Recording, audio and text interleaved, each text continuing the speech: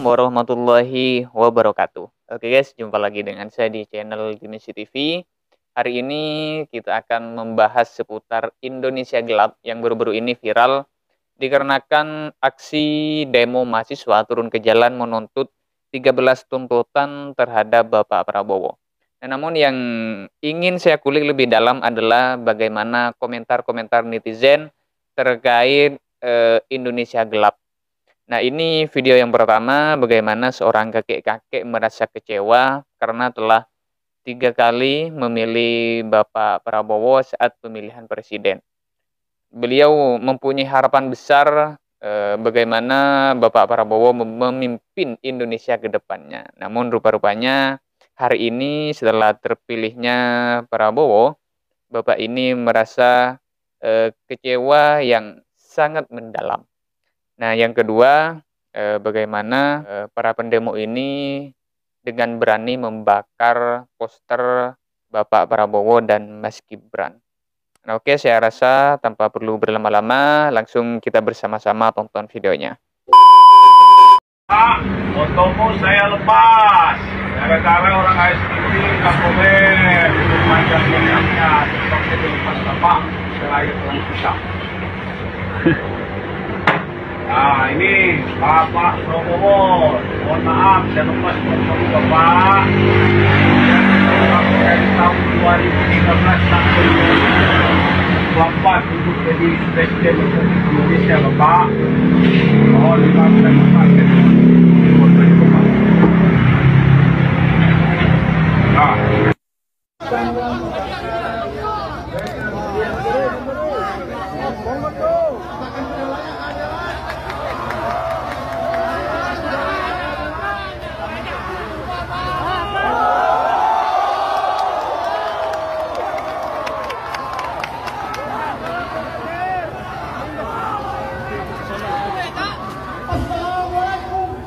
Pak Jokowi salah ngomong dan bikin sial Pak Prabowo.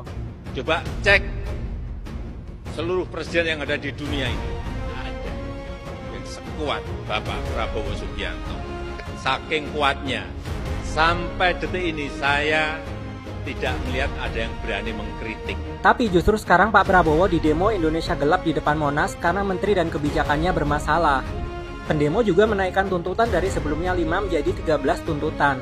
Mereka meminta pendidikan gratis, mencabut izin proyek strategis nasional yang bermasalah, larang kampus kelola tambang, sampai minta dibuatin perpu pengganti RUU perampasan aset. Kenapa demonya nggak dari dulu? Ternyata ini karena mereka terpancing emosi dari pidato Pak Prabowo di acara ulang tahun Gerindra, yang bilang hidup Jokowi dan bukan hidup rakyat. Hidup Jokowi! Bahkan Pak Prabowo bilang dasmu kalau mereka berani mengkritik menteri-menterinya. Kabinet ini kabinet gemuk, terlalu besar. Sementara itu, menteri-menterinya tidak punya empati dan malah joget-joget di atas penderitaan rakyat saat ini. Karena saking keselnya, pendemo lembur sampai malam dan tidak mau dibubarkan. Dan mereka masih harus melawan 1.600 personel kepolisian.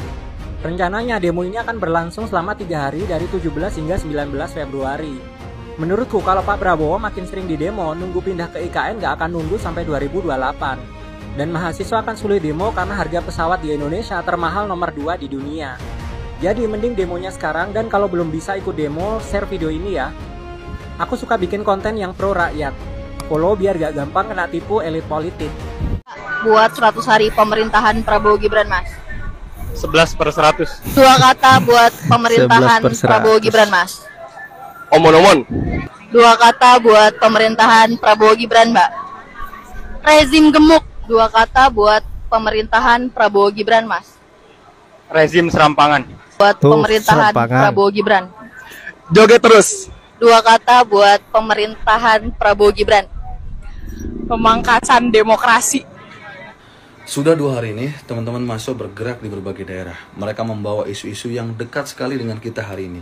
Ada anggaran pendidikan yang dipangkas, kekerasan aparat tak kunjung diusut tuntas, bahkan menunggu viral dulu baru dapat keadilan gitu ya. Makan bergizi gratis yang juga menuai pro kontra, efisiensi yang kemudian itu tidak pada substansi karena masih banyak celah-celah yang kemudian menunjukkan kontradiksi efisiensi dengan kenyataan yang dilakukan oleh kabinetnya Prabowo Gibran. Di sisi lain, saya ingin berharap ke teman-teman semua, kita lepaskan pilihan-pilihan kita kemarin ketika Pilpres, kita bersatu untuk membangun kesadaran kolektif di masyarakat bahwa ada masalah yang cukup serius yang harus kita kawal bersama-sama. Jadi, hilangkan konflik antar pemilih yang kemudian masih mendikotomi pilihan-pilihan atau meletakkan pilihan-pilihan itu pada alasan bergerak atau tidak. Ya, jadi mohon untuk teman-teman kita saling support.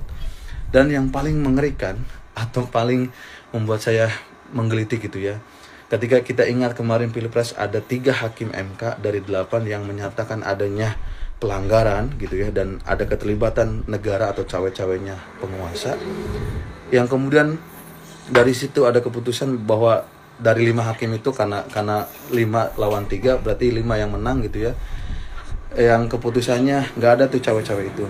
Tapi ketika HUT Gerindra kemarin ya, Prabowo menyatakan kok dengan jelas bagaimana blunder tuh si Bowo dibantu oleh Pak Jokowi.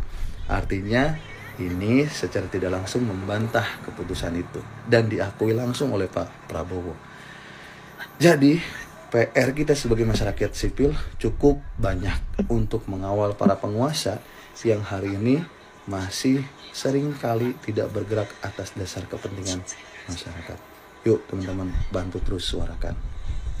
Mensesnek Prasetyo Hadi Mbak angkat Nopi bicara merespon Prasetyo. adanya aksi demo yang dilakukan oleh para mahasiswa di beberapa wilayah kota besar di Indonesia.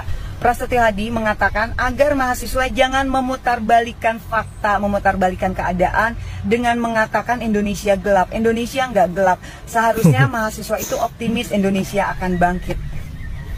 Bangkit dari kubur maksud lo, Prasetyo? Hah? Bangkit dari mana? Hah?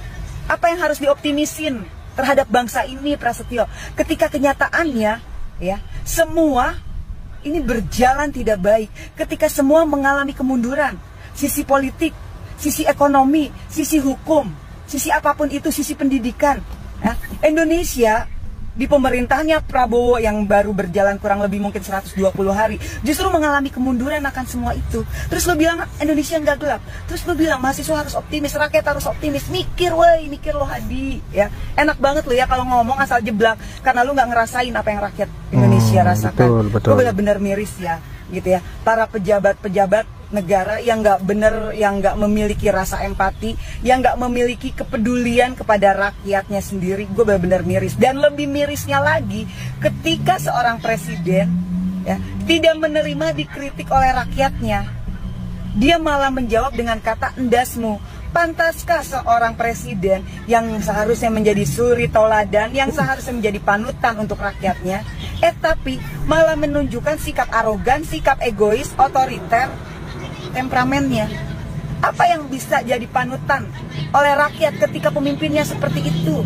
Seharusnya presiden bersikap bijaksana ketika mendapatkan kritikan dari rakyatnya. Jadikan kritikan-kritikan rakyat itu sesuatu yang membangun. Jadikan kritikan rakyat itu bahan untuk evaluasi agar Indonesia semakin maju. Bukan dengan menjawab endasmu Pak Prabowo. Dan ini untuk kedua kalinya ya, Prabowo Subianto mengucapkan endasmu. Pertama saat kampanye, dan saat ini ketika HUT Gerindra ya, dia nggak menerima tuh dikritik oleh rakyat terkait kabinet yang gemuk. Toh faktanya seperti itu. Kabinet Anda kabinet gemuk Prabowo Subianto. Udah gitu orang-orang yang berada di dalam kabinet Anda, gue menilai 80% orang-orang yang tidak becus, tidak sesuai di bidangnya. Tapi semua cuman karena kepentingan dan balas budi. Itu kenyataannya. Miris ya, presidennya aja seperti ini. Jadi presiden nggak usah protes ketika akhirnya banyak hujatan caci maki yang dilakukan oleh rakyat. Karena presiden sendiri memberikan contoh tidak baik kepada rakyatnya. Dan gue pengen tahu lagi nih, katanya Prabowo selalu tuh teriak-teriak mengatakan bekerja murni untuk kepentingan rakyat, bekerja murni untuk bangsa. Gue pengen tahu, beranikah, mampukah seorang Prabowo Subianto menerima ya, memenuhi 13 tuntutan para mahasiswa? Gue pengen tahu ya, jika memang Prabowo pro rakyat untuk kepentingan bangsa dan negara, Prabowo pasti ya akan memenuhi 13 tuntutan mahasiswa. Ingat Pak Prabowo, kedaulatan tertinggi berada di tangan rakyat. Jangan sampai ya akhirnya rakyat muak, mahasiswa muak. Masih ingat dong kejadian saat di DPR RI masalah revisi undang-undang pilkada? Itu belum seberapa Pak Prabowo. Saya sangat yakin jika ini terus dibiarkan, Pak Prabowo tidak peduli dengan semua ini, maka aksi yang jauh-jauh lebih besar dari di DPR beberapa bulan yang lalu akan terjadi. Bahkan kemungkinan 98 bisa terulang kembali.